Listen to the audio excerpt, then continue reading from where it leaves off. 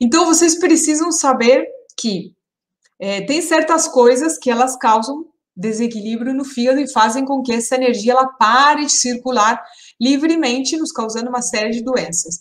Por exemplo, a má alimentação. Mas má alimentação como, Ali? Por exemplo, ó, quando a pessoa ela come muita gordura, muita fritura, quando ela abusa do álcool, quando ela abusa das proteínas, quando ela toma muitos medicamentos, principalmente se essa pessoa ela toma muitos comprimidos, né, que como eu expliquei isso na live passada, todos os comprimidos, eles são digeridos no fígado, então, salvo, né, os sublinguais e os injetáveis, mas todos os comprimidos comuns, eles têm a sua digestão no fígado, então, se a pessoa toma muito medicamentos, vai afetar o fígado, que vai afetar esse fluxo de energia, tá bom? E, obviamente, se a pessoa faz uso de drogas, né, gente, tudo isso que vai fazer é sobrecarregar o fígado e fazer com que ele gere esse estresse. Outra coisa que atrapalha muito o funcionamento do fígado, como a gente viu antes, que é a raiva. A frustração também, né? Por exemplo, quando, como eu falei antes, vou repetir, tá? Quando você fica com esse sentimento, com essa raiva, fica uma semana remoendo, você ficou de cara com seu esposo, com sua esposa, porque você pediu para passar, não sei lá onde, ou porque ele foi grosso com você, aí você fica a semana inteira remoendo essa raiva. Isso vai afetar o funcionamento do fígado, né?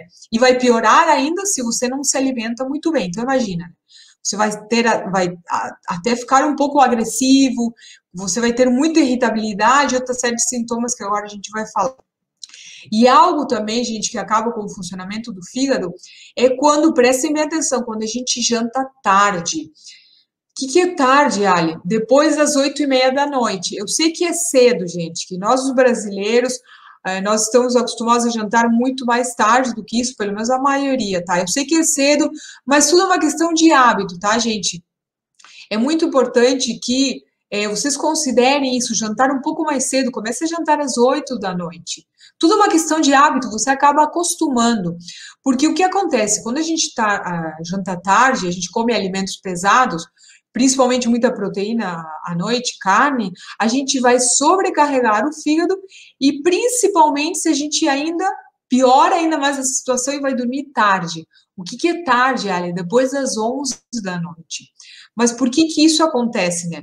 Porque das 11 da noite, inclusive essa semana eu fiz um post sobre isso, das 11 da noite às 3 da manhã, o fígado, ele tem o nível de energia mais alto nesse horário, né?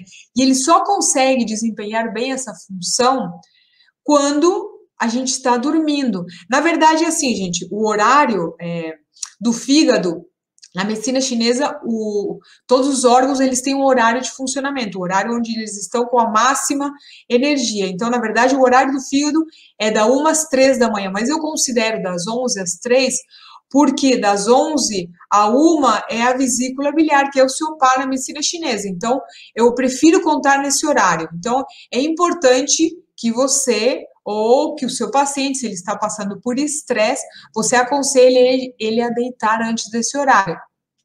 Por exemplo, seu paciente ele está com alguns sintomas de estresse, irritabilidade, enfim, pouca paciência também, e ainda, certamente, ele deve estar se sentindo cansado.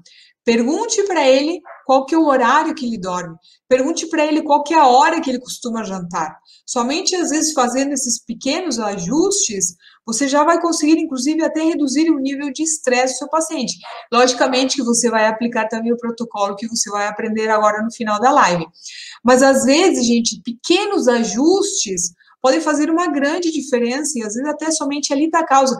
E, principalmente, se isso ainda está no estágio inicial, onde isso ainda não é algo tão crônico, então é muito importante que vocês prestem atenção a esses detalhes, gente.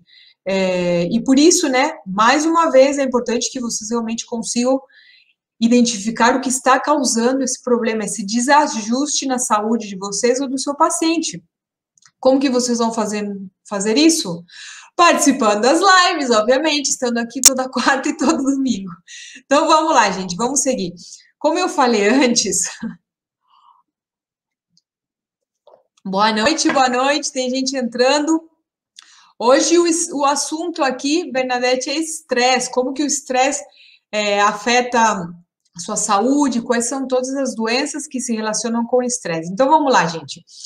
Como eu falei antes, o fígado, ele controla o fluxo de energia e de sangue também, tá bom?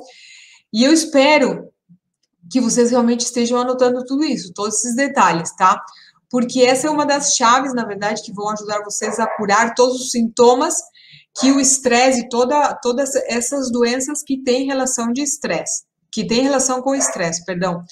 Ou até mesmo se vocês sofrem com estresse, você vai conseguir realmente entender que esses sintomas é por causa do seu estresse.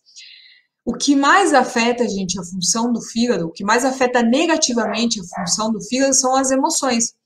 As emoções como a raiva, a frustração, a raiva principalmente, né, quando ela é descontrolada, né, elas vão fazer com que o próprio estresse, ele fique muito ativo no nosso organismo e na nossa vida, né?